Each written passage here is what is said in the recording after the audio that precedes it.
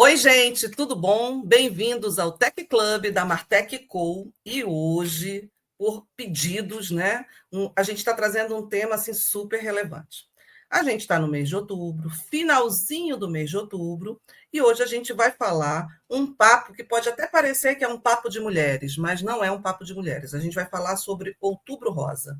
Da onde veio o Outubro Rosa, por que, que é Outubro Rosa, né? A origem disso, lá nos Estados Unidos, na década de 90, quando começou a corrida pela cura, e no Brasil, lá no Ibirapuera, quando teve a primeira campanha do Outubro Rosa para o tratamento e prevenção do câncer de mama.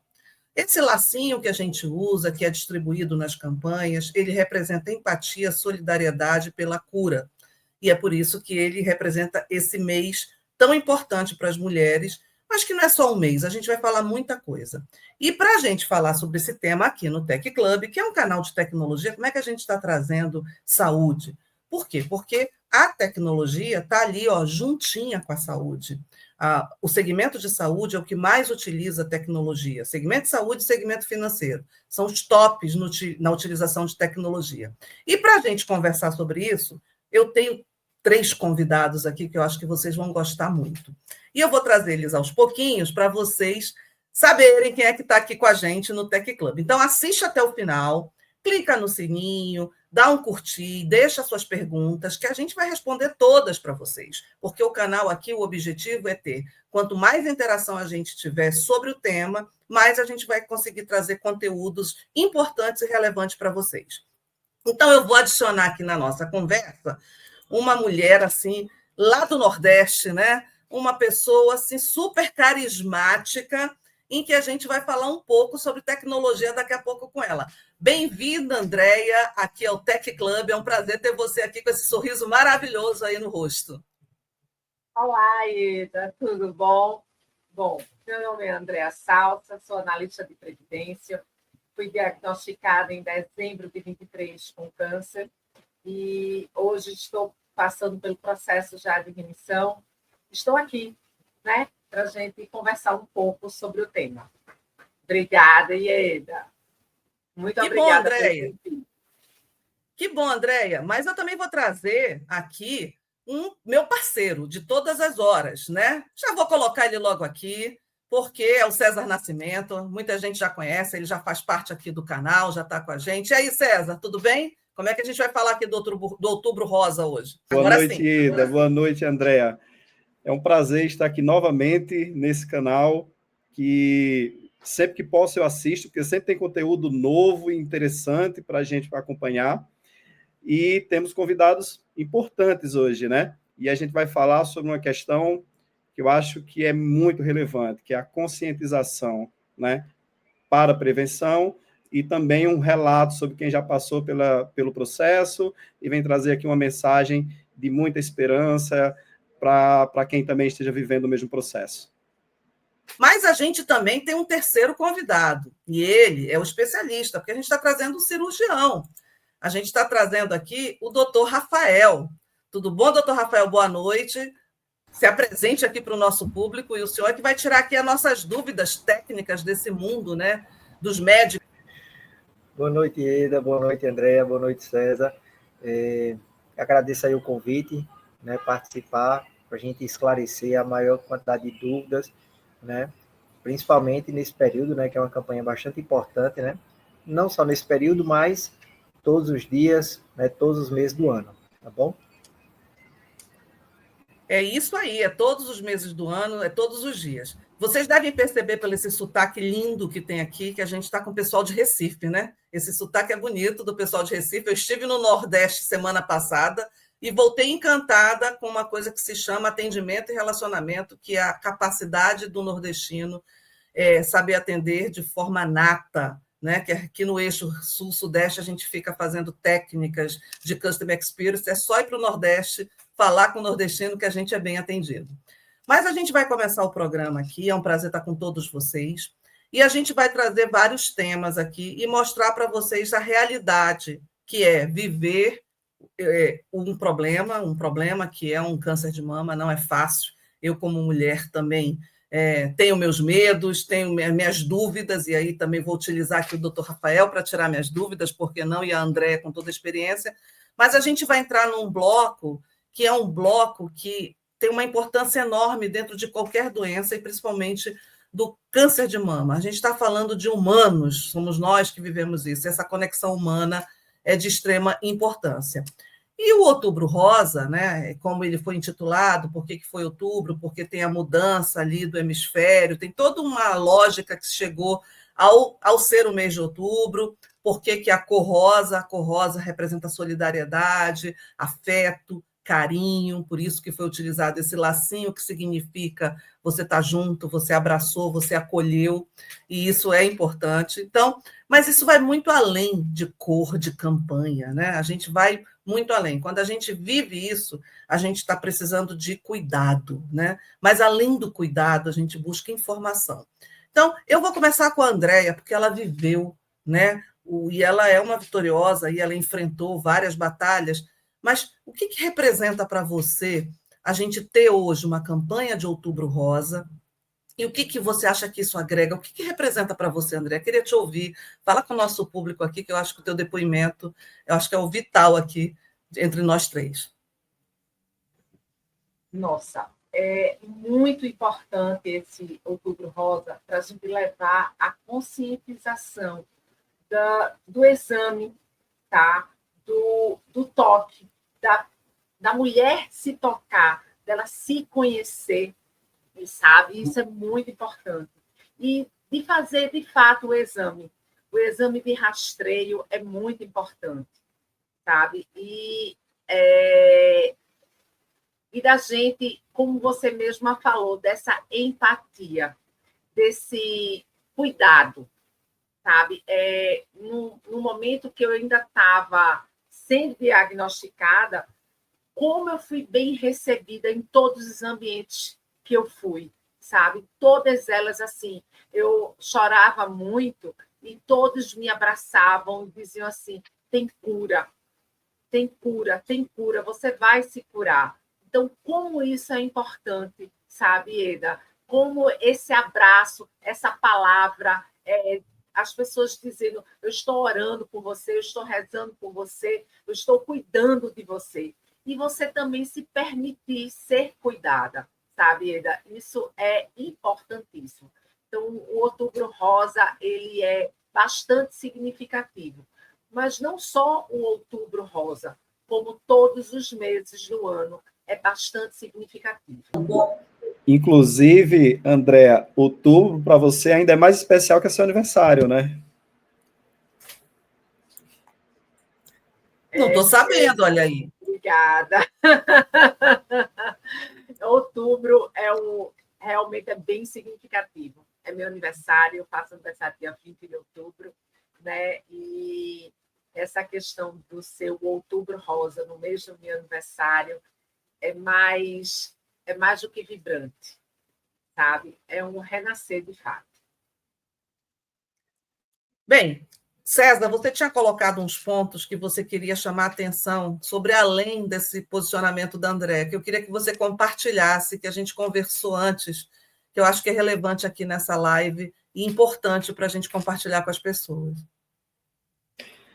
Legal. Acho que a Andréa é uma pessoa que eu conheço, uma querida amiga.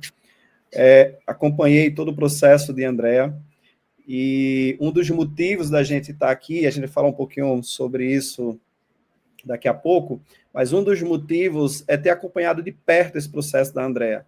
E chamou muita atenção, né, minha atenção, de que precisamos falar mais sobre o assunto. Então, uma das primeiras coisas, Andréa, que você trouxe de aprendizado para mim, para várias pessoas que estiveram ali próximas de você, é quebrar o tabu, foi a primeira coisa. Então, assim, e no início eu percebi que você, quando foi diagnosticada, você teve um início de resistência sobre o assunto, mas depois você refletiu e disse, espera aí, eu preciso quebrar o tabu e eu preciso falar sobre isso. E hoje, não só aqui, mas você fala sobre isso em vários outros ambientes, apoia várias outras pessoas, e eu acho que isso tem um valor muito significativo para todos nós. César, De fato, quando a gente é diagnosticado, é uma questão assim, meu mundo acabou, né? Meu chão caiu, aquele sentimento de que eu vou morrer amanhã. E aí, quando a gente vai passando pelo processo, porque são várias etapas, na medida que a gente vai vivenciando cada etapa, que a gente vai vivenciando cada processo, a gente vai se tornando mais forte.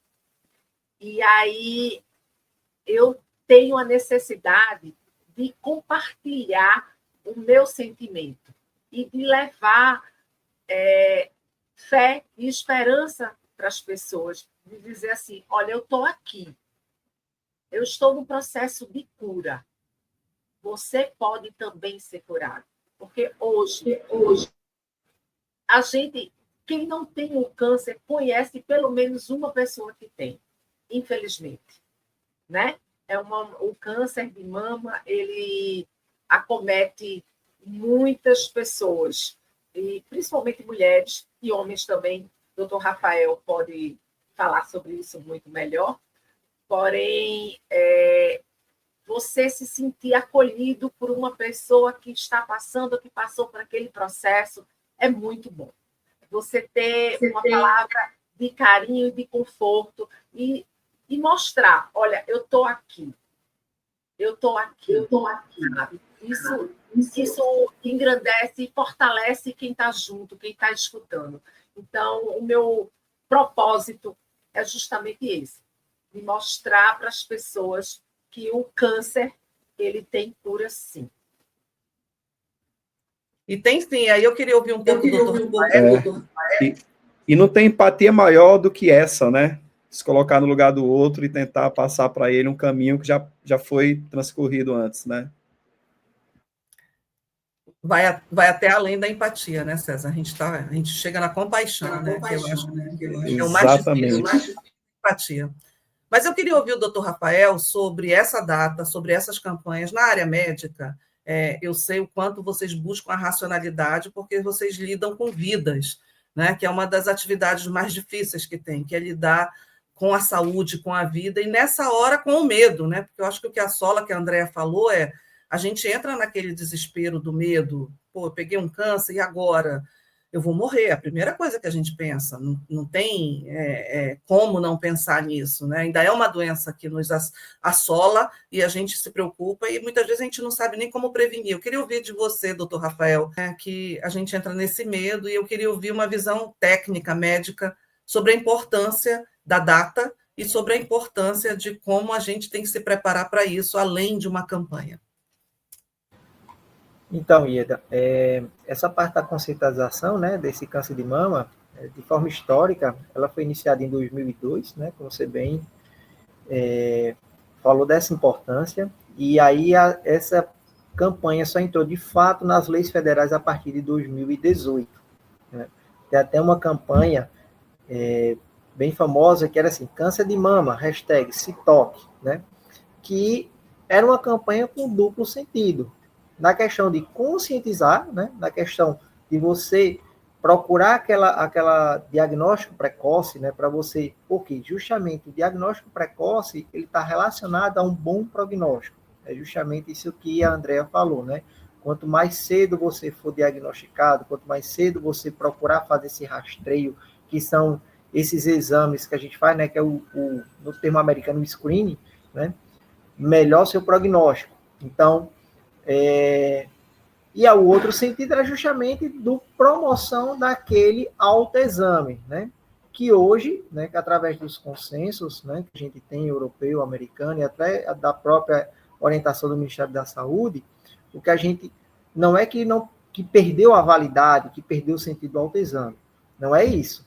Mas a gente hoje prefere que o paciente procure, né, esse atendimento precoce, justamente para ter esse diagnóstico precoce, que é justamente o que vai influenciar justamente no prognóstico, na melhora justamente desse tratamento. E aí, Eda, fazendo uma complementação na fala do doutor Rafael, a questão da diminuição da idade da mamografia, né? Que hoje, a partir dos 40 anos, nós já podemos fazer o exame de rastreio. E para aquelas pessoas que têm hereditariedade, a partir dos seus 35 anos. Tá? Eu acho que isso são pontos bem relevantes a serem mencionados, tá certo? Isso, justamente. Muito É uma campanha do próprio Ministério da Saúde, né, em que ele orienta, né, aquelas pacientes para começar esse rastreio a partir dos 40 anos. Se houver relato ou histórico familiar, essa idade cai para 35 anos, né, que é justamente a gente define que esse câncer de mama ele tem uma origem, né, hereditária, né, e tem aquela origem esporádica. O que é que significa isso? 10 a 15% das mulheres que têm uma hereditariedade, né, que tem esse histórico familiar, ela tem esse risco de 10 a 15% de desenvolver câncer de mama. A grande maioria são mulheres que desenvolvem através de forma esporádica. E o que seria isso? São através desses fatores de risco que a gente vai discutir, né? Que aí, adiantando um pouquinho, que aí entra a questão ambiental, a parte comportamental, tem essa questão do histórico familiar, que é a parte da hereditariedade, e a própria o ambiente. Então, justamente para isso que foi definida essas datas, né, justamente para melhorar, né, essa questão desse diagnóstico precoce. E um adendo em relação à questão do homem, né, que a gente acha que câncer de mama é apenas em mulheres, né? Então, câncer de mama, ele acomete homens, sim, né? A cada 100 casos, a gente tem um desses casos de câncer de mama acometendo o sexo masculino, né? Só que, para o sexo masculino, a gente não tem esse exame de rastreio definido, né? Para o homem, a gente aguarda ter esse sintoma. Não existe um diagnóstico definido para a gente fazer esse rastreio no sexo masculino, que é bem diferente no sexo feminino. É interessante essa parte do homem, né? Também poder ter câncer de mama, que é pouco se falado, né? Se a gente for pensar nas mídias, então o homem também pode ter isso, fica esse alerta. Quando a gente coloca, doutor Rafael, eu vou trazer exclusivamente, antes até de entrar numa pergunta para o César, mas eu queria só complementar com o que o senhor falou.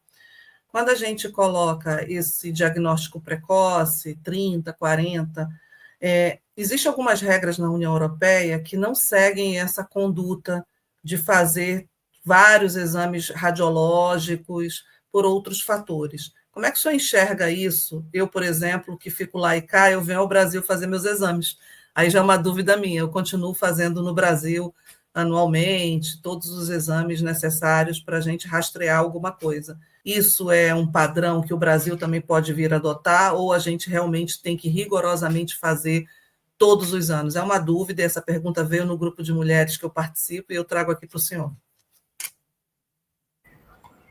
Então, essa definição, né, de idade, isso daí foi definido pelo Ministério da Saúde. Obviamente que os consensos europeus e americanos, existe uma divergência em relação ao Ministério da Saúde, né?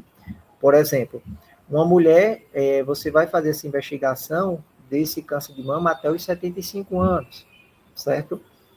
Existe consensos que você pode postergar e continuar fazendo essa investigação. Por quê? Porque você pensar que existe uma mulher com 80 anos que tem sua vida ativa, que faz sua academia, né, que tem toda a sua rotina. Então, você vai chegar para uma mulher dessa e dizer, olha, a senhora já completou tal idade e a gente não vai fazer mais nenhum rastreio. Então, assim, aquela que a gente pensa assim, é uma informação para uma saúde em massa, né? Então, de forma geral, existem essas definições, né? Mas que no serviço privado existem as suas peculiaridades e as suas definições. E aí cabe ao profissional, né, baseado justamente, como eu falei, em consenso, seja europeu ou americano, né, você fazer suas adaptações. Ok. Obrigada, doutor Rafael. Mas aí eu queria trazer um ponto que a gente fica um pouco assim encafifado, né, César? Como é que você pensou nisso aí? Porque esse projeto, o César conversando e verificando nas empresas e clientes que a gente atende, como é que a gente conseguiria unir, né, o tema que a gente trabalha com tecnologia, e como é que a gente pode ajudar. Eu queria que o César falasse um pouco sobre isso, em cima desse propósito que é tão humanizado? Eu falo com o maior prazer sobre isso, e acho que tem uma das nossas conversas, em várias conversas nossas, né, a gente falou sempre em como contribuir com o bem-estar dos nossos funcionários e como é que a gente pode levar essa contribuição também para os clientes, né? Então, acho que agora no Outubro Rosa me veio uma vontade muito grande de contribuir com a conscientização sobre esse assunto. Eu recentemente participei, inclusive, de uma corrida de rua junto com a Andrea, né, do Real Hospital Português aqui, e lá eu escutei muitas histórias interessantes de superação. Então, eu pensei, por que a gente não pode levar esse assunto e contribuir dentro de comunidades que existem nos nossos clientes? E a gente atende grandes empresas que têm grandes comunidades, né, Ieda? E essas comunidades, a gente levantou alguns números de que, infelizmente, é o contexto Brasil, né, esse número tem crescido. Então, de 2020 para cá, em 2020 tivemos aproximadamente 64 mil casos, agora em 2025, mais ou menos 74. Então, tem crescido o número. Então, no contexto dessas comunidades também, e a gente precisa falar sobre esse assunto, quebrar o tabu, falar sobre câncer, porque conscientizar é salvar a vida. Se a gente puder fazer um trabalho preventivo, porque, como o doutor Rafael tem falado, existe a disponibilidade tanto na rede pública de saúde como no privado para prevenir essa doença, para pesquisar, para investigar, para descobrir antes e tratar. Então, acho que esse é o principal motivo da gente estar aqui hoje, é a gente poder dar um pingo de contribuição nessa conscientização e nessa prevenção. E, sobretudo, uma mensagem também através de Andrea, de que, olha, se você descobriu que tem câncer, tem cura, tem que encarar com entusiasmo, com otimismo esse processo, porque ajuda no tratamento. E o doutor Rafael, ele tem trazido aqui informações que eu, por exemplo, não sabia, né? Então, até aqui eu já aprendi bastante do que eu sabia sobre o processo, né, sobre o processo de câncer, e está sendo rico, inclusive, para mim aqui. Estou aprendendo muito, Ieda. Muito bom, César, muito bom. E é isso mesmo. A gente, de alguma forma, a gente quer poder participar. Sou mulher, estou aqui junto, Andréia, somos, né? E já passei, antes até falei rapidamente, passei por um... Só um parênteses, eu e doutor Rafael também somos homens e estamos incluídos também, acabei de saber, né? Exatamente. Mas nem se fala da prevenção para o homem, né? Porque quase se fala pouco quando o doutor Rafael colocou essa parte do homem, né? E a gente não fala muito. Mas eu quero passar para a Andréia, porque a jornada, né? A jornada de quem vivencia um câncer é uma jornada de superação, né? Você tem que acreditar, lutar e estar com a cabeça muito bem preparada para enfrentar todo o tratamento que for necessário, coisas que o nosso corpo às vezes vai reagir, né? A gente vai ter sensações que não são sensações que a gente esperava ter, sensações ruins, né? A própria quimioterapia, ela é um ataque no corpo e, ao mesmo tempo, ela é a saída para um tratamento. Mas eu quero ouvir da Andréia um pouco sobre de como ela viveu, né, esse processo, compartilhar assim, do diagnóstico e como é que ela viveu esse processo. Deixando alerta aqui alguns pontos que são interessantes. Em média, entre os anos de 1922 a 1925, que é um triênio, a gente teve aproximadamente 80 mil casos novos de câncer de mama no Brasil. É um número bem, bem alto, né? E essa taxa de mortalidade, querendo ou não, é o que vem na cabeça, e a Andrea vai contar isso, né? Eu vou morrer, ela falou isso ainda agora, por idade, né? É na faixa de 11,7 óbitos por cada 100 mil mulheres. Então, são dados estatísticos, mas eu quero ouvir da Andrea um pouco sobre essa jornada, né? Como é que foi isso? É uma jornada longa, é uma jornada inicialmente bem difícil, sabe? Muito difícil, porém, Ida, a gente tem apoios. A gente tem uma equipe multidisciplinar, tá? A gente tem o mastologista, o cirurgião, a gente tem o oncologista, a gente tem o radioterapeuta, quando necessário, a gente também tem nutricionista, psicólogo, importantíssimo, importantíssimo. A gente tem o professor da educação física, a gente tem todos os técnicos, tá certo? Os enfermeiros, e a gente tem família e amigos. E tem a vontade de viver, certo? Então, o diagnóstico é aquele do lance, eu vou morrer, meu fim está próximo, você cai num abismo e você chega, de fato, ao fundo do poço, e aí depois você vem, eu digo que assim, é como se a gente fosse uma águia, uma ave, tá? Que a gente vai, de fato, perder as nossas penas e depois a gente vai criando novamente e vai aprendendo a alçar voo. Então, é literalmente isso. Então, a gente tem um momento de reclusão, de que não quero que ninguém saiba, e depois, tipo assim, eu quero sim, eu quero viver, eu quero lutar. Então, eu fui diagnosticada em dezembro, em fevereiro eu fui abordada pela primeira vez no dia 23 de fevereiro. Eu tive que fazer uma reabordagem. O doutor Rafael também vai conseguir explanar melhor. Eu tive seroma, eu tive que ser reabordada com 15 dias após a minha primeira cirurgia. No dia 11 de março, eu estava fazendo uma nova cirurgia. Eu precisei fazer quimioterapia, foram 6 sessões de quimioterapia, e que quem resolve é o oncologista, e depois eu fiz 15 sessões de radioterapia, e quem resolve é o radioterapeuta, que são profissionais diferentes, tá certo? Que eu também fui aprendendo durante o processo, e cada fase de quimioterapia é uma sensação, é uma reação, teu organismo adaptando, tomando aquela medicação, tá certo?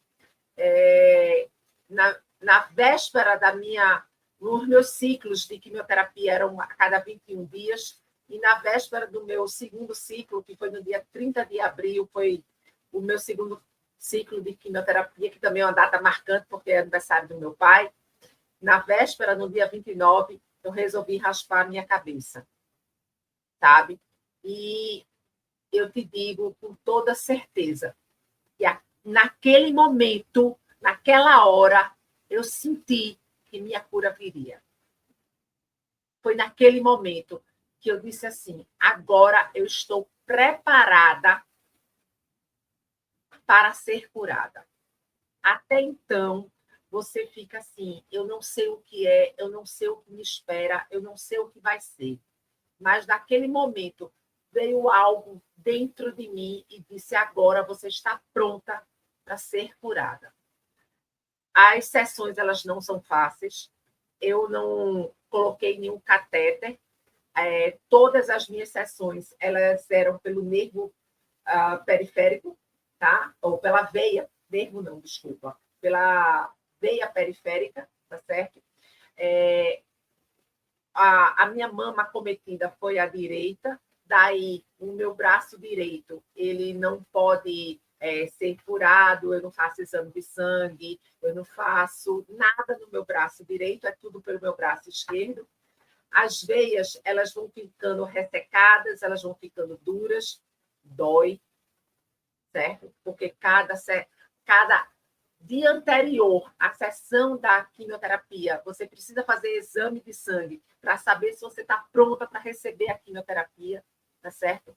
Então, eu era furada antes, e aí, muitas vezes, o sangue não descia, a veia estava dura, e eu sabia que eu tinha necessidade de fazer aquele exame para saber se no dia seguinte eu poderia tomar a quimioterapia.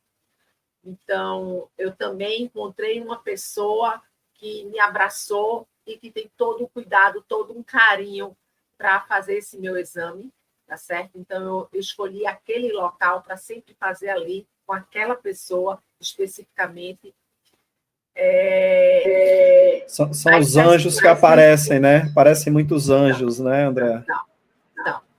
São muitos anjos que aparecem na nossa vida, certo? E, assim, as sessões de quimioterapias, elas não são fáceis, porque você fica lá 3 horas, 4 horas, muitas vezes, tomando a medicação. Você tem muito enjoo, muitas náuseas, dores de cabeça. As minhas sessões elas eram na terça-feira. Quando era da sexta, sábado, eu não aguentava nada. Passava o dia inteiro deitada em cima de uma cama, sem querer ver nem a luz do sol, tá certo? Porque incomoda a visão. Eram dores de cabeça terríveis, uma mucosite, que é uma inflamação na mucosa da boca, tá certo? Porém, uma coisa eu te digo, com toda sinceridade, eu tenho família, eu tenho amigos, e são primordiais nesse processo de cura, sim. Então, atividade física é outro item que, mesmo com a fadiga oncológica, porque no processo você fica fadigada, você não tem vontade de se levantar da cama, você não tem vontade de fazer nada. Mas nos dias que você não tem essa fadiga tão intensa, é importantíssima a atividade física, importantíssimo. E você deve sim se levantar da cama e não se deitar, não se abater, muito pelo contrário. É você se motivar, você se levantar, você ir fazer qualquer atividade física. Então, eu caminhava próximo à nossa casa, né? Porque eu e César, a gente mora no mesmo condomínio, então tem uma praça aqui perto, e eu ia para a praça caminhar. E lá eu encontrava muito apoio também de pessoas amigas, de pessoas que me viam e diziam: que bom que você está aqui, fica com Deus, vamos lá, força, caminha, eu vou caminhar contigo quantas e quantas vezes. César, Sandra e vários amigos, que eu não vou nem citar o nome para não esquecer de nenhum, faziam assim: eu vou contigo, André. Eu disse: mas você está correndo. Eu disse: mas eu vou no seu passo, na medida que você consegue, sabe? Então, tudo isso é muito importante, sabe, Eda? É doloroso, é dolorido, mas a gente tem a força de vontade de viver. E isso é importante. E confiar no processo. Confiar, você escolheu aquele médico e você confiar no que ele está determinando para você, sabe? Confiar no processo. E se entregar ao tratamento mesmo, que com certeza, você chega à sua cura. André, tem 2 coisas que eu queria destacar na sua história. A primeira delas é quando você compartilhou sobre o diagnóstico, e a gente sempre pergunta: e qual é o tipo, né? Porque, infelizmente, algumas pessoas ainda descobrem alguns tipos de câncer que ainda não tem tratamento conclusivo, né, Rafael? Não sei se esse é o termo, né? Mas alguns raros que o protocolo ele é mais complexo, ou seja, mais difícil, ou com menos probabilidade. E é uma coisa que, de início, a gente quer saber sobre isso. E, graças a Deus, você teve o tratamento. Eu sei que é dolorido, você falou aí sobre todo o processo, mas acho que cada químio, cada rádio você fez com muita vontade, né? Isso. O meu tipo de câncer, César, é um câncer hormonal, tá certo? Que é o Era um tipo comum, né? Era um tipo comum que tinha tratamento e que... o tipo do câncer é luminal A, tá certo? Dentro dos tipos de câncer, esse daí é o mais comum, vamos assim dizer, tá certo? E realmente foi diagnosticado bem no início, bem no princípio das coisas, tá certo? Então, o índice de sucesso é grande. Inclusive, no dia que eu fui para a mastologista, na primeira consulta, ela disse assim, eu comecei a chorar, né, porque havia a possibilidade de ser câncer. Aí ela virou para mim e fez, olha, mas você, o seu é BRAIDS 4, que significa dizer isso. Você tem de 2 a 10% de probabilidade de ser câncer, tá? E eu estava dentro desses 2 a 10%. Eu ia falar sobre a probabilidade que você contou para mim, que você acabou entrando nas faixas mínimas de probabilidade em várias fases, né? Exatamente. E aí, ok, eu estou com câncer de mama. Tudo bem, faz exame de imagem, ressonância magnética, faz mamotomia, ultrassom guiado por ultrassom. E aí, o que é que acontece? No centro cirúrgico, se faz um exame também na hora, tá? Que coloca um líquido dentro da gente.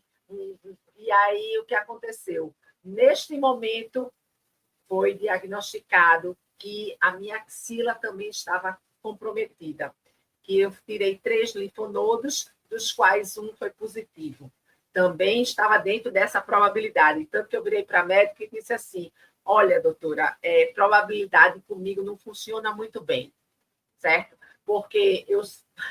Pois é, probabilidade comigo não funciona muito bem, porque eu só ia fazer uma radioterapia, né? Primeiro eu não ia fazer nada, depois eu só ia fazer uma radioterapia, eu saí do centro cirúrgico e a médica me dizendo que eu ia ter que fazer uma quimioterapia e uma radioterapia. A quimioterapia por ela ser sistêmica e uma radioterapia por ser localizada, certo? Então, porque já tinha ido para a corrente sanguínea, tanto que estava já na minha axila. Eu não fiz um esvaziamento axilar, eu não tirei todos os linfonodos, porque eu sou atleta, uma atleta bem amadora, tá certo? Mas eu pratico atividade física 6 vezes na semana, eu corro 3 vezes na semana e faço musculação 3 vezes também na semana em dias alternados. Isso é que é outra coisa importantíssima, gente, a prática de atividade física, não só como prevenção de qualquer doença, como também na cura da doença, tá certo? A atividade física, eu ouço isso de forma unânime, todos os médicos dizerem, você faz atividade física? Eu faço sim, eu corro, eu faço musculação, ótimo, pois continue. E a questão da alimentação também, certo? Principalmente na época que a gente está fazendo o processo, é como uma mulher grávida, que não pode comer na rua, não pode comer nada cru, e é todo esse processo também. E que às vezes é difícil, até porque o seu paladar muda, tá? O gosto da comida muda. Quando a gente está fazendo a quimioterapia, a gente não consegue comer nem nada quente, nem nada frio, gelado demais, nem nada salgado, nem nada doce. Então, o seu paladar é outro. Às vezes, você não tem vontade de se alimentar, mas você tem que se alimentar, porque você não pode ficar fraca, tá certo? A alimentação faz parte.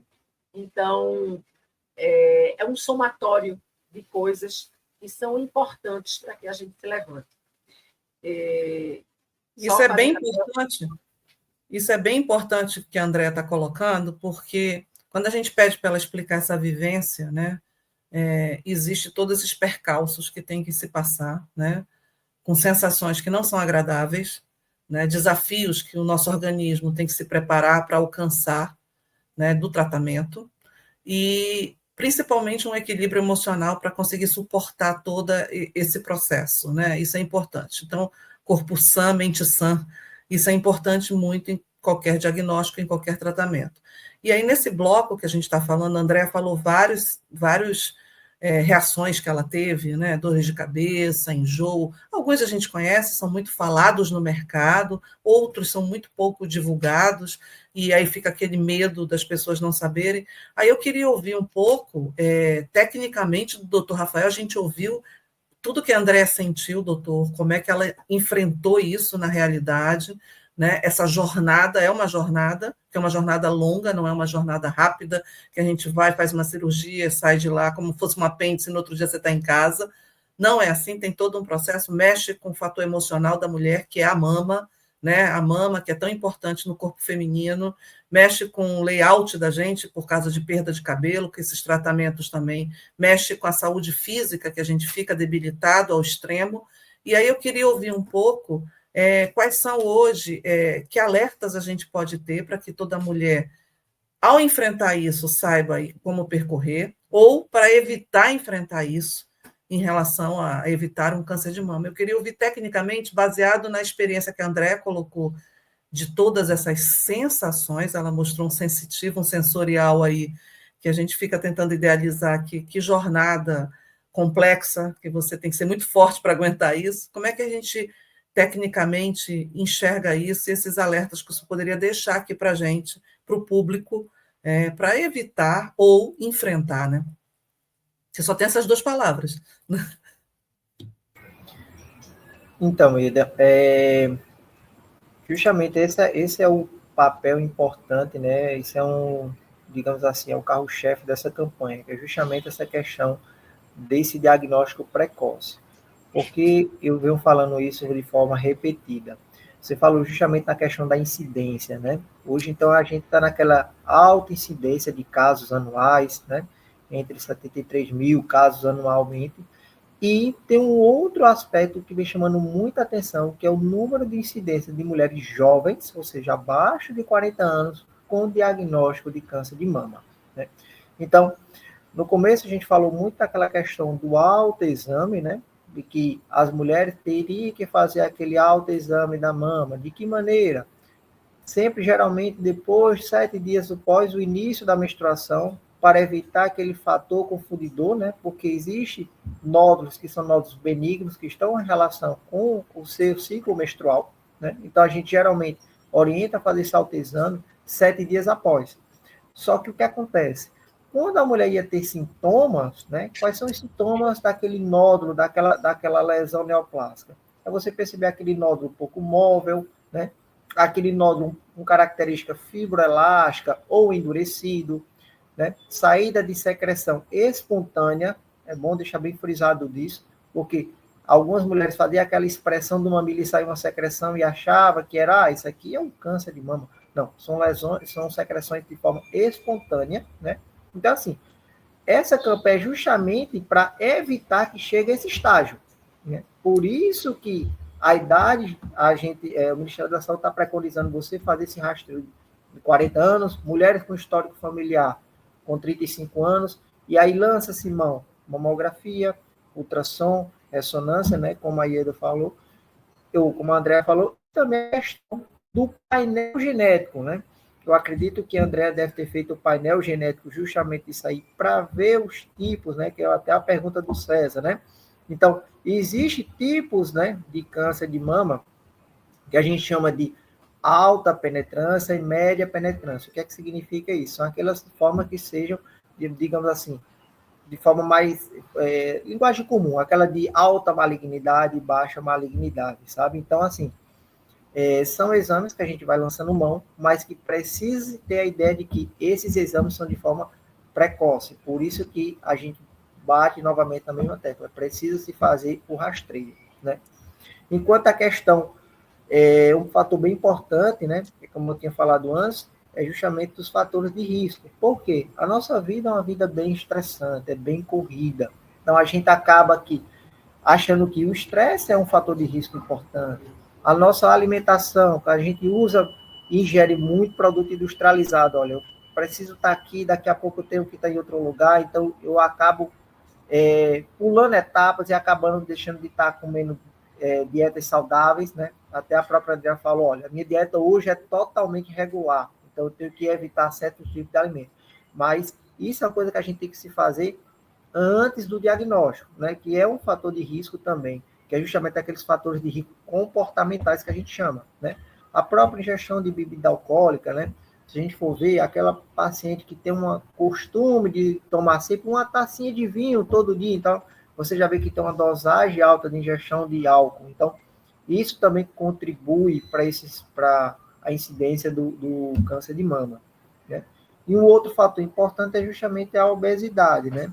Então, a gente passa muito na questão do sedentarismo, então a gente acaba ganhando aqueles quilinhos, né? E a gente entra no estado de, que a gente chama de inflamação crônica. O que é isso? A obesidade, ela cria esse processo de inflamação crônica no teu corpo. Isso aumenta a incidência de câncer, né? E um fator de risco é justamente para o câncer de mama, né? Então, existem outros fatores? Existem fatores ambientais. Por exemplo, aquela paciente que se submete a uma radiação ionizante, aquela paciente, como eu falei antes, que tem um fator hereditário. Inclusive, existem outros tipos de câncer, né? Alguns tipos de câncer de estômago, câncer de pâncreas, câncer de ovário, que têm relação com incidência de câncer de mama. Então, assim, existem esses fatores hereditários. Então, a importância dessa campanha é justamente isso, a gente entrar nesse rastreio de forma bem precoce para evitar que o paciente chegue ao estado de dizer assim, olha, eu toquei na minha mama e acabei sentindo esse nódulo. Então, é esse estágio que a gente não quer que chegue. Essa é a importância dessa precocidade, né, desse rastreio.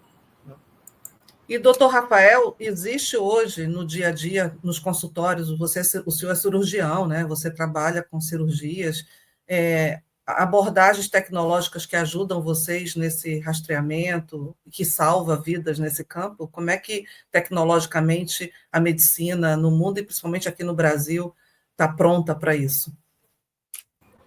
Isso, justamente. A gente tinha muita questão dos exames de rastreio, que era a mamografia, né, que é um exame que tem sua eficácia, é um exame de baixo custo e tem uma certa acessibilidade da população, né? Mas hoje em dia, como você falou, vem a questão da própria tecnologia. Então, a gente vem associando mamografia com ultrassom, né? Existem algumas peculiaridades, por exemplo, a gente quer diferenciar um nódulo de um cisto, por exemplo, né, para saber se aquele dali tem característica de efeito que a gente chama, né, nódulo de massa, ou se é líquido, a própria ultrassom consegue diferenciar isso bem, né? E aí, com o advento da própria tecnologia, o avanço, a gente já passou para o estudo junto com a ressonância, né? Principalmente para aquelas pacientes mais jovens, que tem aquela questão de histórico familiar, né? Que a gente vê que são aquelas mamas mais densas, então a gente lança esse mão dessa ressonância, que acaba se avaliando de forma mais efetiva, né, essa questão desse rastreio do câncer de mama. E hoje essa questão desse painel genético, como eu falei, né, que é uma área nova na medicina, né? A gente tinha muito aquela questão que é daquela atriz bem famosa de Hollywood, né, que ela acabou retirando as duas mamas, que era aquele do BRCA1 e BRCA2. Mas hoje a gente tem esse mão de vários tipos, né?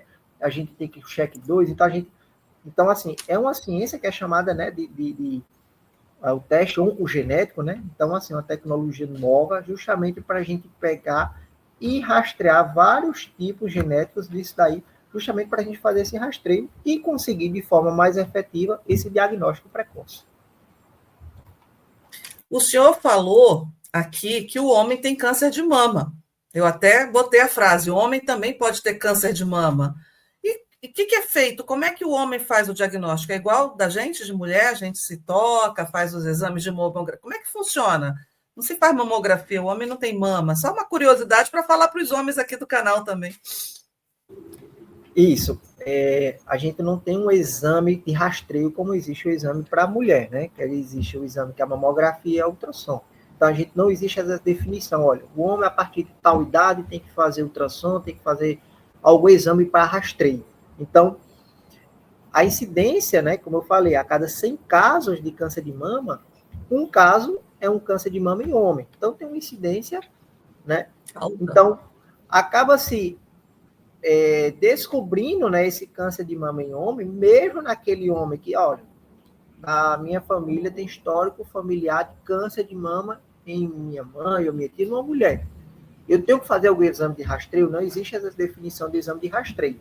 A gente vai conseguir diagnosticar, é justamente isso, através de quando o homem ele sente alguma alteração na sua mama, seja alguma nodulação, ou algo doloroso, ou uma retração de pele, ou o mamilo está diferente, que é justamente aquelas características também que pode acontecer na mulher, né? A mulher tem aquela retração de mamilo, tem mamilo invertido, retração de pele, né? Aquela nodulação. Então, no homem, não existe esse exame de rastreio, mas que o homem pode ser acometido por um câncer de mama, e é justamente através desse diagnóstico, é justamente esse acompanhamento, né? E o homem também se conhecer, fazer esse autoexame, tocar na sua mama, ver se tem alguma nodulação, ficar se observando e ver se tem algo diferente que sugere, e aí procurar consulta médica. E eu queria colocar mais um ponto que eu estou recebendo vários pedidos aqui, que eu fui falar que a gente estava gravando, menopausa. O tratamento hormonal na menopausa gera câncer de mama? Então, isso daí é uma questão bem peculiar. Por quê? Porque a gente sabe que quando a mulher entra, né, naquele período que a gente chama de climatério, né, que é aquele período de pré-menopausa, menopausa e pós-menopausa. Então, tá com toda aquela mudança, né, hormonal, né? Então, a mulher vem com esses fogachos, né, que são esses calores, essa questão da insônia, da ansiedade, né, da irritabilidade. Então, a gente sabe que isso mexe com a questão mental, psicológica da mulher. E isso acaba interferindo também no seu dia a dia, seja dentro de casa, ou seja no seu trabalho. Então, hoje se sabe que o uso prolongado de terapia de reposição hormonal, geralmente acima de 10 anos, o uso de anticoncepcional hormonal, progesterona e estrogênio, ele aumenta também a incidência de câncer de mama. Mas é isso que eu falei. A gente vai pegar aquela paciente que tem aquela pós-menopausa, aquela menopausa bem tensa, que está prejudicando a sua qualidade de vida, e eu vou dizer a ela que ela não vai fazer reposição hormonal. Então, a gente indica a reposição hormonal, mas essa paciente a gente vai ter que ficar fazendo esse acompanhamento de perto, tanto com o ginecologista como com o mastologista. Então, assim, não é que a reposição hormonal vai ser proibida. Olha, eu não vou fazer reposição hormonal. A gente sabe que existe essa incidência, mas a gente tem que avaliar caso a caso. A gente não pode ser aquele extremo, né? Ou é o tudo ou é o nada, né? Então, a gente tem que sempre basear isso aí, até porque a gente preconiza sempre a qualidade de vida do paciente. Perfeito, doutor. Resposta, no sim, meu caso que vai gerar...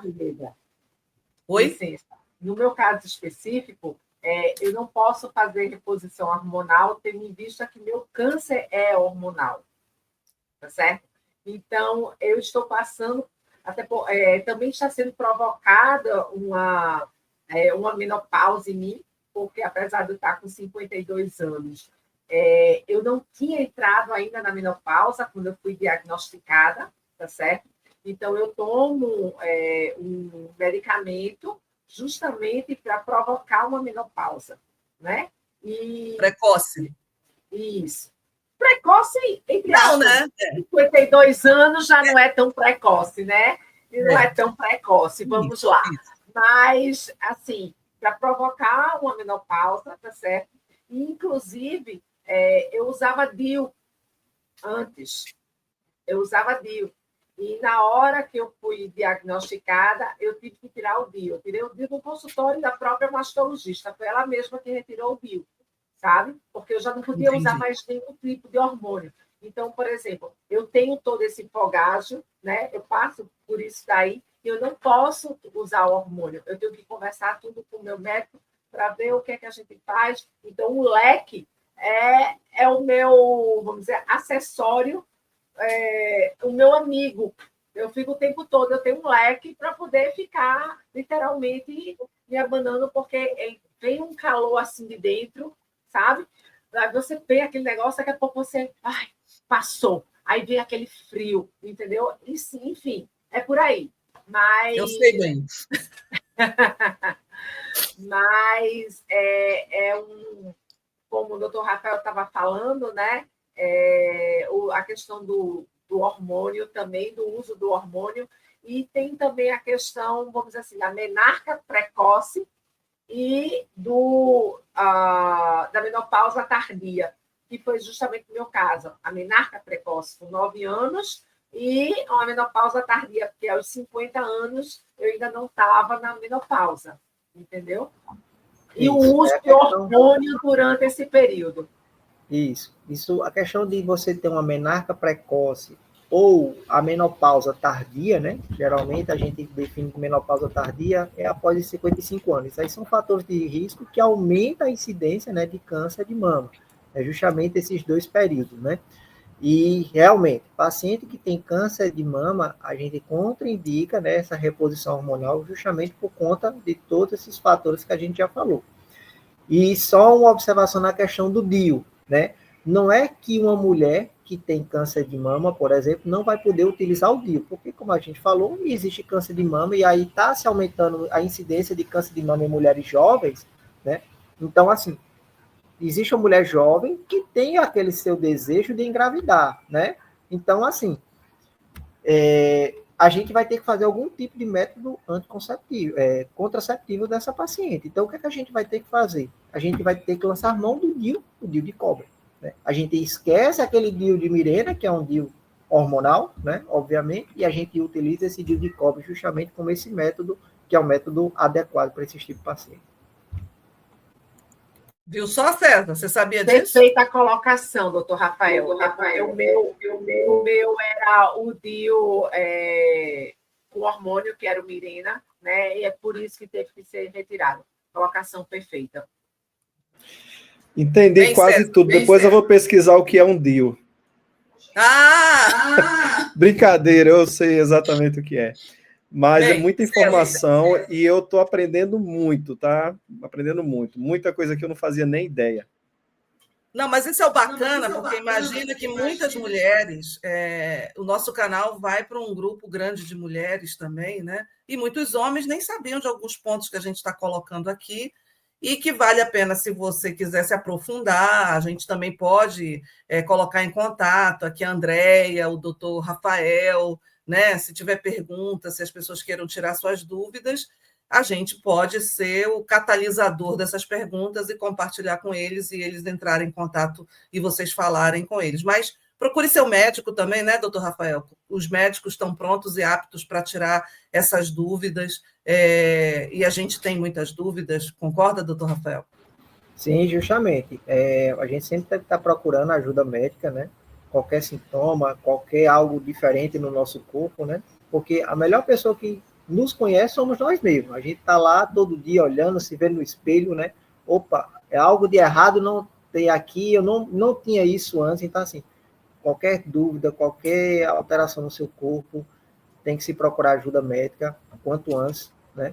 Não que isso quer dizer que seja algo de ruim, mas a gente precisa sempre estar nessa questão de aconselhamento e melhor tratamento para o paciente, obviamente. E a gente vai trazer um tema agora que, como você falou, procure o médico, a gente está na era do chat GPT. E o pessoal está empolgado com o chat GPT. Doutor Rafael sabe no que eu vou falar, mas eu vou no César primeiro, porque a gente tem até uma fábrica de fazer robô, né? Não, César? De fazer hubs, fazer IAs cada vez mais inteligentes, né? com multitarefas, e a tecnologia está evoluindo, e todo mundo hoje pega seus exames, carrega no chat GPT e pede para ele diagnosticar. E aí eu queria, tirando a brincadeira à parte, mas isso acontece, antes era com o Google, né? Pergunta para o Google, agora as pessoas perguntam para o chat GPT, está na mão de todo mundo, a inteligência artificial está aí, e as pessoas ficam curiosas, ficam com medo e ficam querendo soluções ou respostas, que muitas vezes é sentar com os médicos, como a Andrea falou, é um grupo de médicos que faz esse tratamento, não é um único médico, a gente fala de oncologista, de mastologista, de psicólogo, a gente fala de cirurgião, como o doutor Rafael aqui, envolve uma gama de médicos, nutricionista que te acompanha o tempo todo. Mas, assim, César, a tecnologia ela pode ser aliada aí nas campanhas também. Eu não estou falando nem em diagnóstico, né? Mas as tecnologias hoje podem ser aliadas nisso. Fala um pouco, então, desse mundo tecnológico, dentro desse contexto da saúde, o que tem de ganhos que a gente pode esperar para oferecer também para as pessoas que ficam tão tensas com isso? O que a tecnologia positivamente pode trazer? Acho que é uma excelente pergunta para esse contexto, né? Acho que as pessoas, antes era o Google, né? Davam um Google ali para saber o que estava acontecendo, e qualquer arranhão era câncer. E agora é o chat GPT, que você anexa mídias, né? Vídeo, áudio, documentos, exames, e o chat GPT meio que faz ali um diagnóstico do que está acontecendo. Então, Eu acho que o que a gente tira disso é de que a tecnologia está cada vez mais próxima das pessoas. E essa democratização da tecnologia, ela traz ônus e traz bônus, né? Então, ela traz o ônus de você, de repente, não saber lidar com ela, começando, inclusive, sobre o que pedir para ela e de que forma pedir para ela, e você acabar tendo um resultado completamente equivocado. Então, acho que esse é o ônus da utilização da tecnologia imediática. E tem o bônus de quando você consegue utilizar uma boa tecnologia, muito bem estabelecida do ponto de vista de arquitetura, muito bem construída do ponto de vista de propósito, objetivo e missão, e que você dela consegue extrair resultados precisos. Então, a gente tem hoje, né, estúdios que nos ajudam a construir agentes que usam inteligência artificial, né, os LLMs aí da vida, para que nós consigamos chegar em objetivos pré-definidos. Então, a gente consegue definir ali qual é o papel daquele agente, o que é que aquele agente pode fazer, o que é que ele faz de bom, quais são os guarda-reios, ou seja, quais são as limitações daquele agente. Então, assim, ele não pode dizer que um arranhão vai gerar câncer, né? Então, quais são os guarda-reios que a gente vai atribuir a cada agente? E, com isso, a gente observa que esses agentes têm transformado muito o setor de saúde. Então, você pega hoje, por exemplo, cirurgia robótica, que está sendo assistida por agentes de IA, e ele passa a ser um auxiliar para o médico, o cirurgião ele acaba se tornando um super médico, né? Então, não é a IA que vai fazer a cirurgia, mas ele torna o médico que usa a inteligência artificial a seu favor, ele se torna um super profissional. Você tem casos, por exemplo, de profissionais da área de saúde hoje para fazer análise de exames, radiografias, ressonâncias, com apoio da inteligência artificial, ele se torna muito mais produtivo, muito mais eficiente e muito mais rápido. Então, ele acaba se tornando um super profissional, um super médico ali para fazer análise com muito mais precisão daquele material que foi coletado. Você tem situações, por exemplo, as curvas, né, genéticas, né, que você precisa analisar uma imensidão de dados. Se você vai fazer isso com ferramentas tradicionais, você demorar muito tempo. E é por isso que hoje ainda demora para a gente receber determinados exames. Então, tem exame que você faz hoje e recebe com 30 dias, né? Recebe com 20, recebe, enfim. Então, a IA ela vai vir para trazer essa velocidade que a gente precisa. A gente ter um diagnóstico rápido, a gente ter um diagnóstico mais preciso e a gente ter a condição de reagir de uma forma muito mais eficiente diante daquele achado, né, que esses exames e todos esses dados possam nos trazer.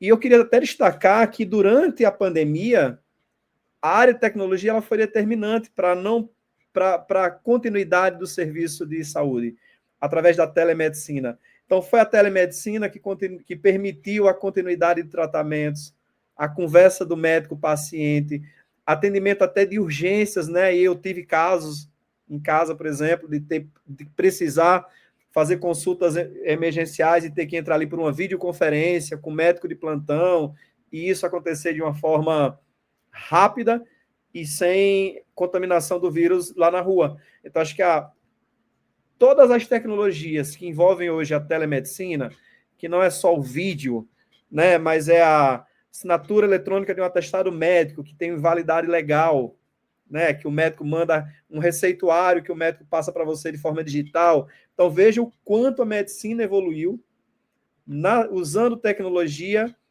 durante o período de pandemia e que depois de tudo isso ficou disruptivo e a gente está acelerando há anos em dia, né? Então, coisas que iam acontecer em um ano, está acontecendo em uma semana.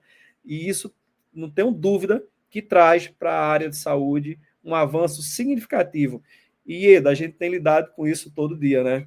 Esses tipos de soluções que eu citei aqui, muitas vezes a gente não faz com exames, mas a gente faz com uma série de outros documentos. E tem os casos também, né, de uma clínica, por exemplo, que a gente automatizou, onde a gente precisou também agregar valor do ponto de vista da área de saúde. Isso colocando que o César, complementando só o que o César colocou, assim com a experiência, a tecnologia ela pode ajudar muito, e ela pode atrapalhar muito, tudo depende da forma como você vai usá-la e ter consciência de como usá-la. E isso serve para tudo, né, na vida, não é só para a tecnologia. Um ponto que eu acho que é importante na conscientização da campanha é que o mundo digital, hoje, você tem ele na palma da mão. A gente gera zetadados por dia, trilhões de zetadados por dia. E as mídias sociais, hoje, todo mundo é muito conectado.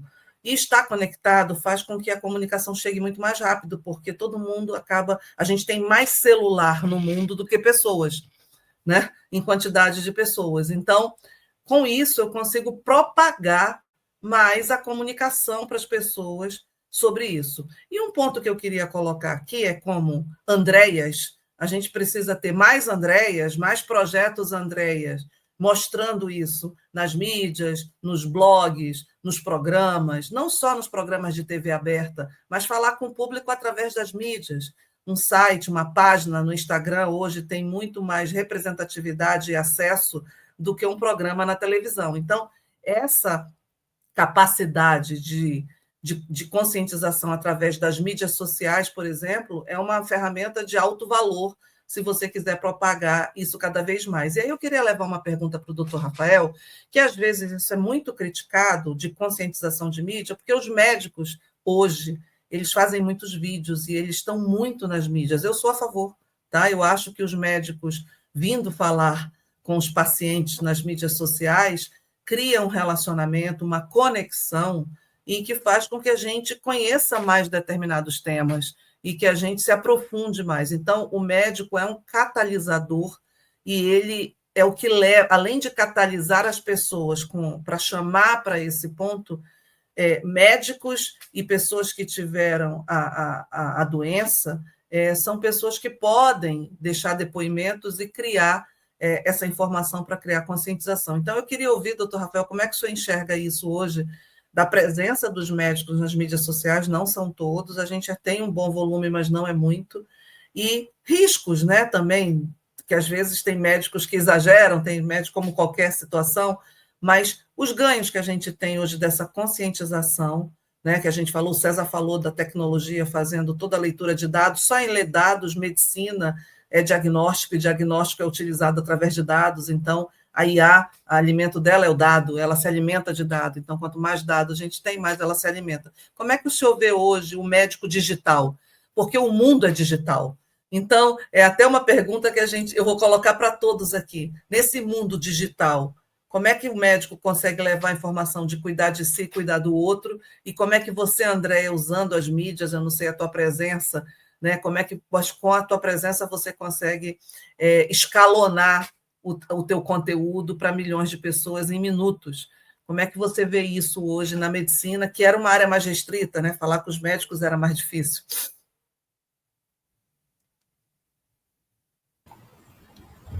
Então, César falou assim, coisas bem importantes, eu acho bem válidas, né? Hoje a gente tem, antigamente a gente dava o Google, né? Como o César falou, e a gente tem aquele boom de informações, mas são informações espalhadas, né? Quando veio esse advento da inteligência artificial, ele acabou captando essas informações e filtrando, deixando de forma mais direcionada, assim, uma forma até mais palpável, né? Para o próprio paciente tirar suas dúvidas, né? Então, assim, eu vejo com bons olhos, né? Essa questão da inteligência artificial para esse público, né? Que é aquele público leigo que obviamente que não é da área da saúde, mas que tem suas dúvidas. Eu acho que é de forma comum. A gente cria uma dúvida, eu tenho uma dúvida sobre qualquer tipo de coisa, eu vou lá na inteligência artificial, coloco, digito o que eu quero e aí eu vou e a gente acaba fazendo isso daí. Então, assim, eu acho que hoje de forma rotineira a maioria das pessoas estão fazendo isso. Eu acho que é uma coisa bem válida, sim, na questão de dúvidas, né? Nessa questão de mídia social, né? Eu acho que é um instrumento bem importante, né? Antigamente, a gente tinha aquela dificuldade, aquele acesso, né? Acesso à internet, então a gente ficava dependendo muito de programas de rádio, ou, em alguns casos, até televisão. Então, assim, não tinha aquela abrangência, não tinha aquele público-alvo de forma, né? O Brasil, como você falou, é um país, né, gigantesco. Então, Se a gente ficasse dependendo apenas de programa de rádio e televisão, a gente não ia ter essa assertiva. E hoje, né, a gente tem esse acesso, como você falou, na palma da mão. A gente está com o nosso celular, a gente entra no Instagram, a gente entra em rede social e a gente acaba tendo esse acesso a essas informações de forma bem rápida, né? Seja uma paciente no norte ou no sul, então a gente consegue formar isso aí de forma bem instantânea. Eu acho de forma bem válida isso daí, né? Quanto à questão desses profissionais em rede social, é como você bem falou, existem os exageros, né? E aí o nosso Conselho Federal de Medicina sempre vai atrás desses exageros, sabe? Mas aquele colega que faz aqueles vídeos sobre explicando sobre, por exemplo, varizes, né? Que é a área que a gente faz essa atuação, porque tem gente que tem dúvidas sobre varizes, tem gente que tem uma dúvida sobre nódulos de mama, nódulos no tireoide. Então, assim, eu vejo com bons olhos, eu vejo que é uma atitude bem assertiva dos colegas fazerem esses vídeos, né? Obviamente que ali não vai ser uma coisa totalmente esclarecedora, obviamente que aqueles vídeos ali não vai te dar o diagnóstico preciso, então ali é uma forma assim bem rasa, mas assim, que consegue meio que acalentar, né? Você chega naquela sua ansiedade, você chega naquele medo, olha, eu vi isso, eu acabei olhando na internet, eu estou com dúvida, mas eu vou olhar aqui a página aqui de doutor fulano, e a gente acaba vendo esses vídeos, e esses vídeos acabam dando aquele sossego, né? E aí a gente, justamente o que eu digo, deu aquele sossego, mas sempre tem que procurar um médico para poder avaliar, diagnosticar de forma precisa, né? Mas, assim, a tecnologia para a gente na medicina, na minha opinião, foi um ganho, assim, bem considerável. Além de ser um ganho considerável, ela realmente consegue fazer algumas tarefas hoje muito assertivamente, né? Então, triagens, tratamentos,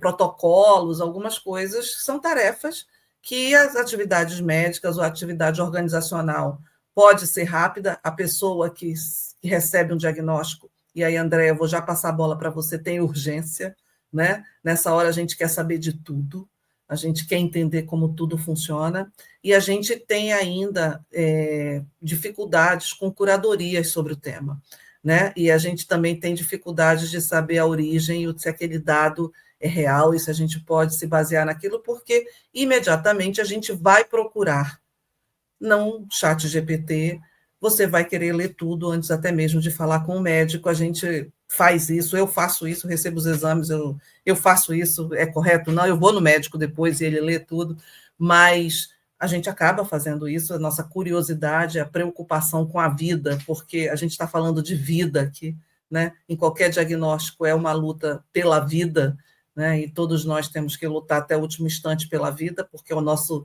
presente mais maravilhoso que a gente recebeu de Deus, e a gente tem que saber usar essa vida da melhor forma, com gratidão o tempo inteiro. Mas eu queria ouvir, Andréa, você, inicialmente, quando você trabalha no mercado público, né? Não é no mercado privado, que tem várias regras e tal, mas você era uma pessoa engajada nas mídias sociais, e hoje você é engajada, você consegue propagar, porque um post seu mostrando a realidade que você passou representa muitas pessoas que estão vivendo isso. Então, para as pessoas que estão agora vivendo isso, né?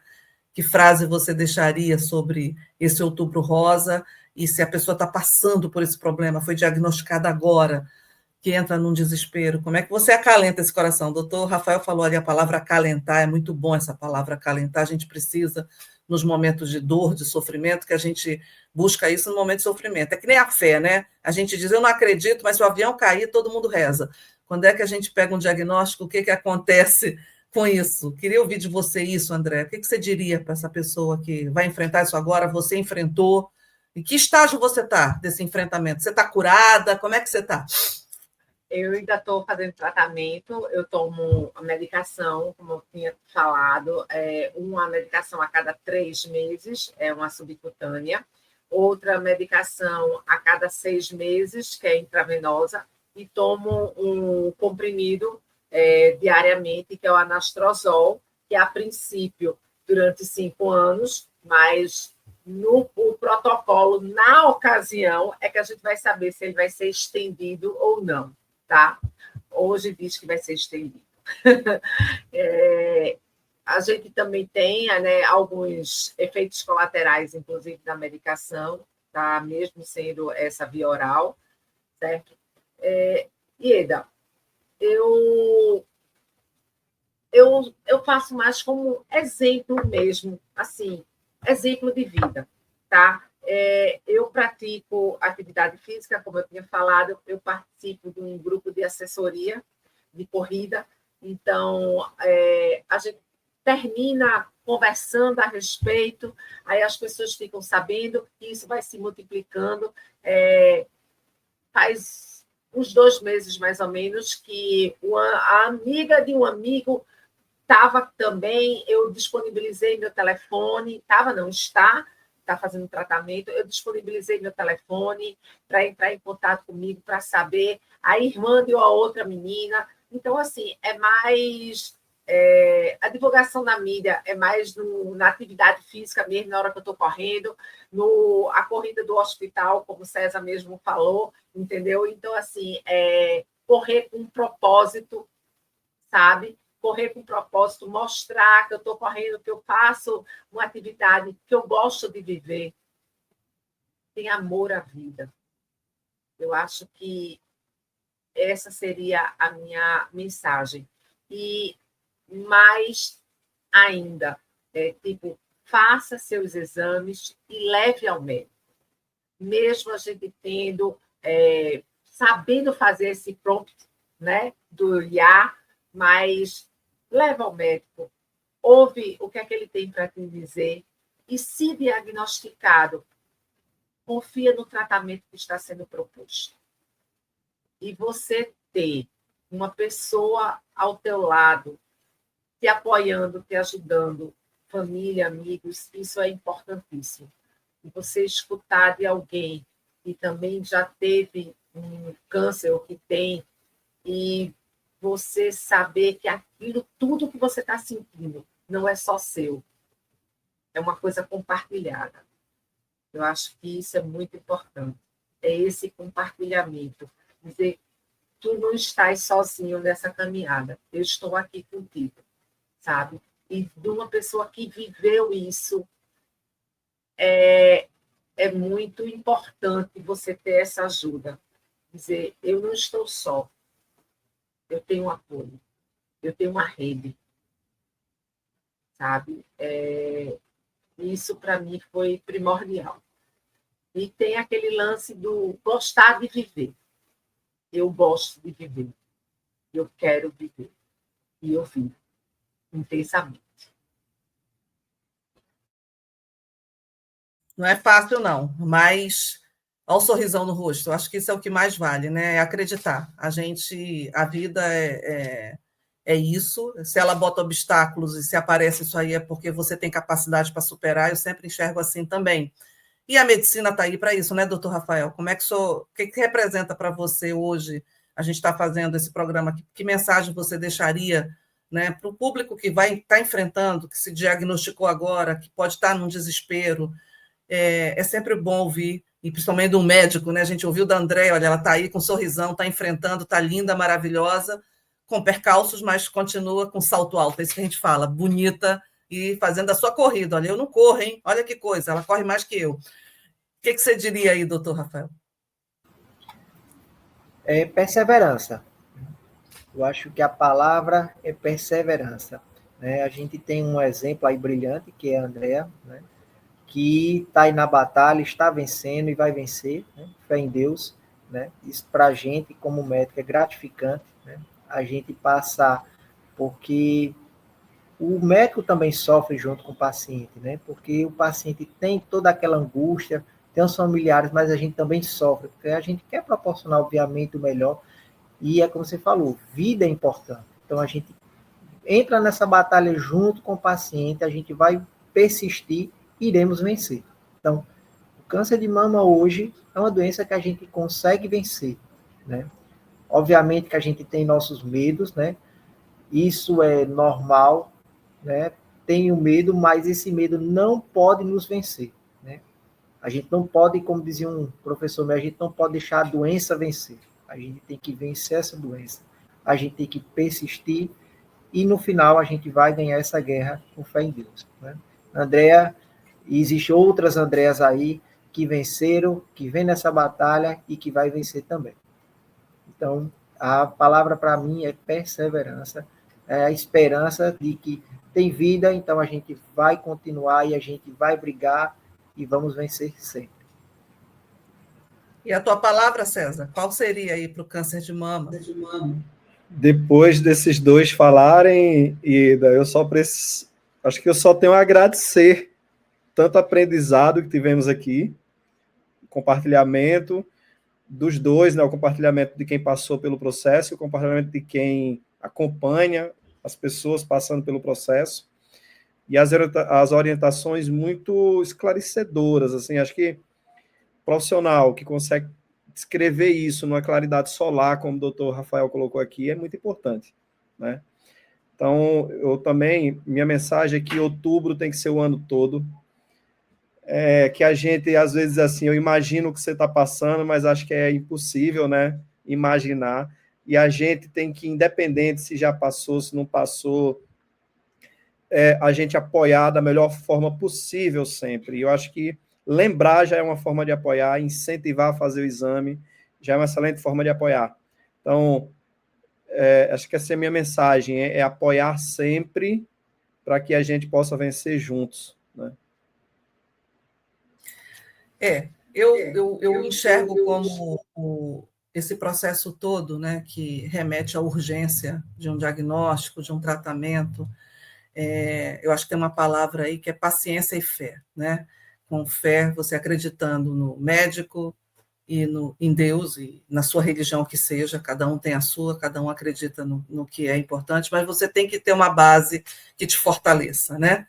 Porque quem crê naquele que te fortalece, tudo vence. Eu quero colocar 3 pontos antes de passar para vocês fecharem, alguns pontozinhos que eu quero finalizar com o que o César falou de tecnologia, trazendo algumas tecnologias que hoje estão sendo aplicadas com câncer de mama, a gente falou de algumas aqui, mas eu acho que vale a pena a gente evidenciar que a tecnologia também são ferramentas que apoiam as análises e os tratamentos evidenciados pelos médicos, que são os especialistas capazes de fazer o melhor planejamento e tratamento para a evolução e cura. Mas as ferramentas podem ajudar cada vez mais. Uma das ferramentas são as triagens e rastreamentos com mamografia melhorada. O doutor Rafael falou isso quando junta a mamografia, quando junta a ressonância, quando junta o ultrassom, né? E quando junta o diagnóstico de perfil. Então, a IAC pode atuar como uma segunda leitura para que o médico utilize esses dados e consiga ter um diagnóstico cada vez mais preciso, para ter o tratamento mais preciso, porque isso é uma matemática também, esse tratamento, porque depende de cada organismo, quanto consegue, como a Andréa falou, tem que ser medido quantas ressonâncias, quantas quimioterapias serão feitas, tem todo um cálculo que o médico faz. Existem alguns exemplos que já são aplicados com pesquisas feitas, na Suécia, por exemplo, feita com mais de 80 mil mulheres que usaram a IA antes do radiologista, com o resultado de 20% mais de detecções. Então, consegue levar para o radiologista uma visão de detecção mais rápida, isso é importante, mas não retira o trabalho do radiologista, ela complementa o trabalho do radiologista. Isso foi feito com 80 mil mulheres na Suécia. Um outro ponto que traz aqui dos Estados Unidos mesmo, que ele, utilizando tecnologia de avaliação e cruzamento de exames, ele conseguiu detectar falsos positivos. A cada 10 mil pessoas que foram diagnosticadas com não câncer, 262 pessoas tinham câncer, e aí a tecnologia consegue mostrar isso para reduzir e tratar esses 262, né, que aconteceram nessa célula de teste de 10 mil. Então, isso é importante como prevenção. A Google, com a Google Health hoje, a Google está super adiantada com toda a sua tecnologia, afirma que o seu sistema pode detectar o câncer de mama com precisão de um radiologista. Olha o ganho que o radiologista tem, né? E se ele tem alguma dúvida, ele utilizando a ferramenta com ele dentro dos hospitais. E Depois eu quero que o doutor Rafael fale um pouco como é que hoje esses médicos hoje estão enxergando isso. E existe hoje até, talvez, atualizações médicas necessárias com o uso da tecnologia, como é que isso está nas universidades, para os próximos futuros médicos que virão e serão oncologistas, trabalharão com radiologia, serão técnicos e tudo que for relacionado à área. A prevenção de risco de câncer também já existe hoje, né? Análise de mamografias, que são aquelas que são consideradas normais, que detecta os tecidos com risco, e aí a gente consegue diagnosticar antes, né? Que é a prevenção que a gente falou tanto aqui, né? Como é que a gente consegue prevenir. O diagnóstico avançado, usado pelas ultrassons, ressonâncias magnéticas, para ver metástase, a André falou ali que ela tinha um nódulo também, um linfonódulo, que através dos exames de imagem e conseguiu verificar. E esse prognóstico que o doutor Rafael falou tanto, né, que é através do diagnóstico você pode ter o prognóstico e a probabilidade de recidiva, André, vai entrar nesse processo, né, André, dessa recidiva, e você tendo tecnologia para te dar melhor probabilidade com os exames, é muito mais, acalenta mais nosso coração saber que isso está mais evoluído e a gente está conseguindo melhores resultados.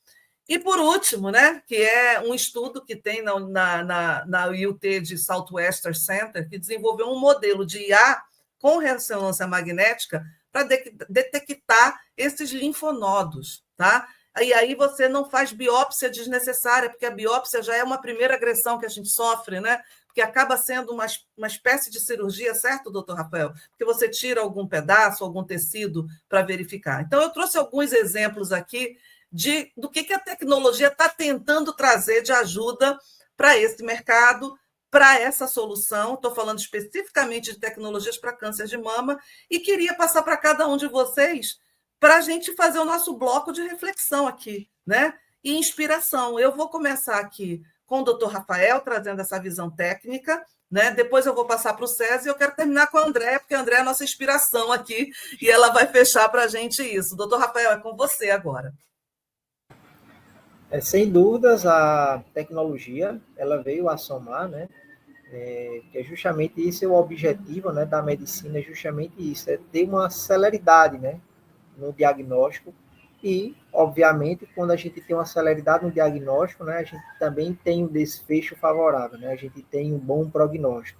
Então, como você citou, né, existe aquela rapidez no diagnóstico, uma sensibilidade maior, né, que às vezes acaba passando despercebido pelo radiologista, né, e aí acaba com a inteligência artificial ele acaba diagnosticando, né, outras pessoas que acabariam tendo esse diagnóstico negativo, né. Então, assim, é uma coisa bem importante, é algo bem importante, né, para o nosso dia a dia como médico, né, na área de saúde, né.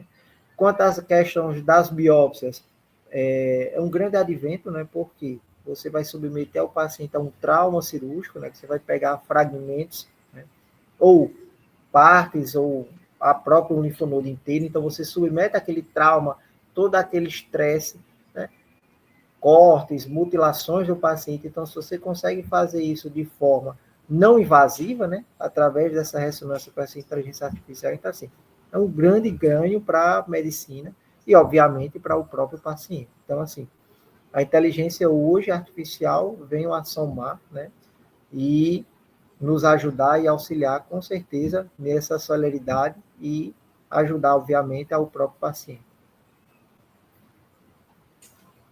É contigo, César. O homem da IA. O homem da IA. Acho que Dr. Rafael foi muito feliz na colocação dele. E eu sou sempre a favor de qualquer tecnologia que ajuda o ser humano, né? Qualquer que seja a atividade que essa tecnologia desempenhe. E na área de saúde, eu acho que a reflexão que eu quero deixar é de que a inteligência artificial, ela vem a somar muito com esses profissionais. Vem a somar na vida do profissional que vai utilizar para ganhar velocidade e mais precisão. Vai somar na nossa vida, vamos ter um diagnóstico rápido, vamos ter um tratamento mais rápido e vamos ter, né, condições de reagir mais rápido também às doenças que porventura tenhamos. Então, acho que a gente tem que ser tem que ter a tecnologia sempre como uma grande aliada no combate ao câncer de mama e qualquer outro tipo de doença. Então, acho que temos que abraçar também essa causa, porque ela também salva a vida, né? E, junto a isso, que essa mensagem de otimismo, de esperança, de perseverança, esse conhecimento técnico aqui compartilhado, essas orientações, que se chegou em você, que está passando pelo processo, que sirva de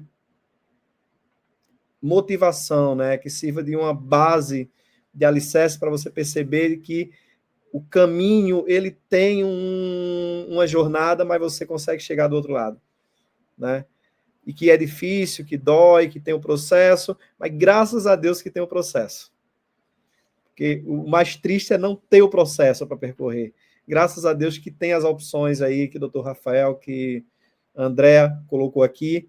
Então, acho que isso é o mais importante, é que tem esse processo, tem um protocolo e que dá certo, tá bom?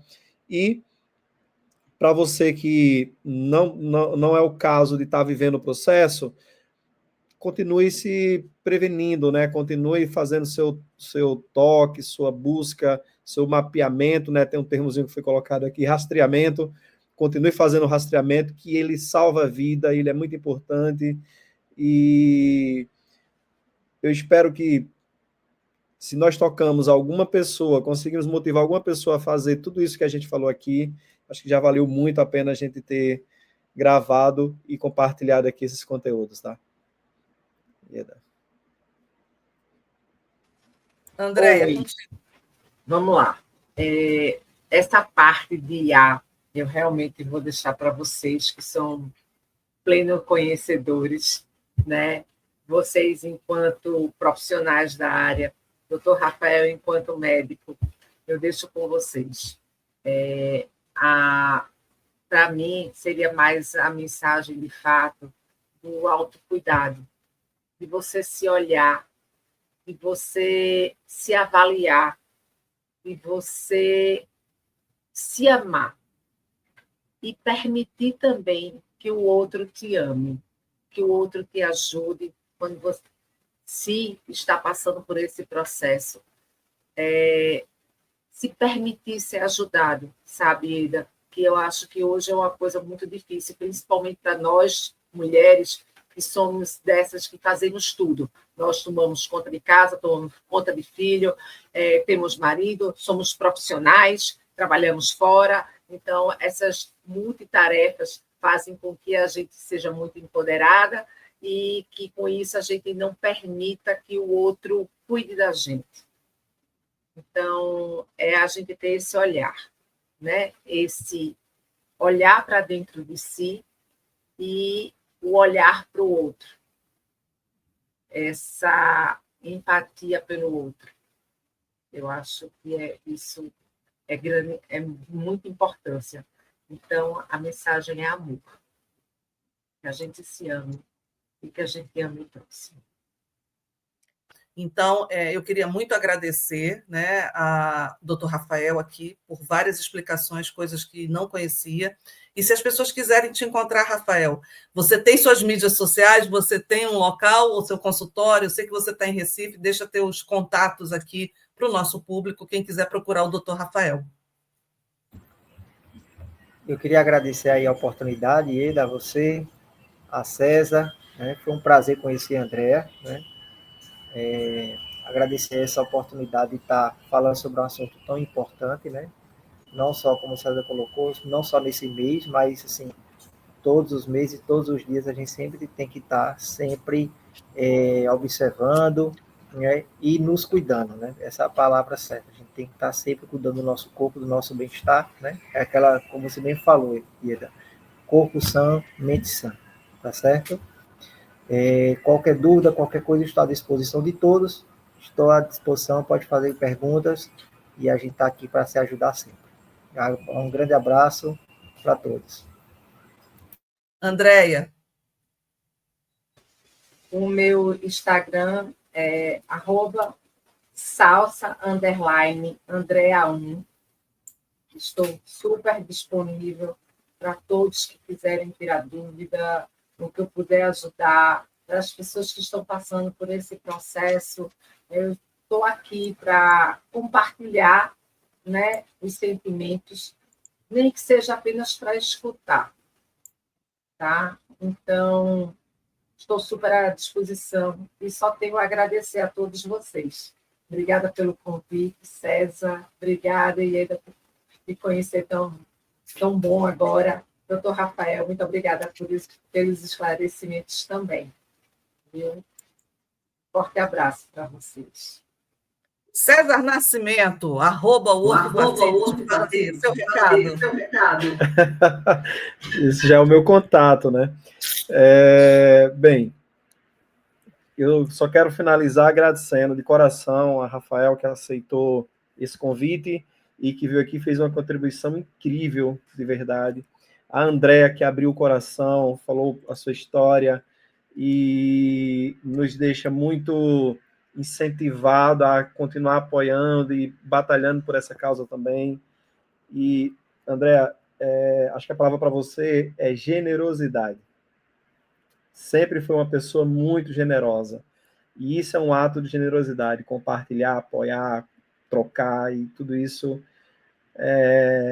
ser abençoada, tá bom? Ieda, brigadão também pela parceria de sempre, a costumeira parceria que a gente tem, acho que essa já é a N gravações que a gente faz sobre assuntos diferentes, né? Fora os eventos do Real Talks que a gente faz ao vivo, né, corporativo, algumas palestras sobre esse assunto de inteligência artificial. Aqui a gente focou muito na saúde, mas a gente tem falado sobre como a IA tem transformado a experiência de inúmeros setores, telecom, financeiro, energia, enfim, né? Então, é um prazer estar com você novamente e obrigado a todos vocês aí. Essa mistura deu muito certo. Que mistura maravilhosa. E aqui, né, César é meu parceiro, então, @workfacility, é só seguir a Workfacility nas mídias sociais, ele está em todas também, Instagram, LinkedIn, TikTok eu ainda não vi, hein? Tem que estar lá no TikTok fazendo dancinha. Eu já falei para ele não quer fazer a dancinha. Ele tem que estar lá no TikTok fazendo a dancinha. Vou esperar você chegar na Itália, aí eu cravo o TikTok. Mas, assim, gente, é um prazer enorme estar aqui com vocês, né? Não sou da área médica. Um dia, quando eu fui fazer faculdade, eu pensei assim, vou ser médica, vou fazer engenharia, fiquei naquilo, né? Mas como eu era muito binária, eu fui para a área dos números, procurei mais esse lado. Mas prazer enorme receber vocês aqui para um assunto mega importante, que eu acho que a gente tem que propagar cada vez mais, e é o papel tanto da Martech, da Real, do IPMOP e da Work Facility, essa preocupação, porque o primeiro pilar das nossas empresas aqui, que a gente faz esse hub, são as pessoas. E se a gente não trata bem as pessoas e a gente não se cuida bem, os outros pilares não acontecem, que são os processos e tecnologia. Então, nada acontece se não tratar o primeiro. E hoje a gente falou do pilar mais importante das nossas organizações, que são as pessoas. E, para mim, o pilar mais importante do mundo. Então, foi um prazer enorme receber vocês aqui. O programa está no ar. Sigam o canal, gente. Sigam @martechco. A gente está lá no YouTube, está no LinkedIn, está no TikTok, apesar do César, a gente não está fazendo a dancinha, mas a gente está no TikTok. E a gente também está com a empresa Real Talks, que o César falou, é uma empresa que a gente leva hoje toda a melhora, que eu digo, né? A tecnologia é o meio, mas é através das pessoas que a gente implementa qualquer coisa. Então, o Real veio justamente para fazer essa conexão, trazer para a realidade que a inteligência artificial precisa de pessoas, precisa de lideranças conduzindo isso, para a gente utilizar a tecnologia da melhor forma e não fazer bobagem.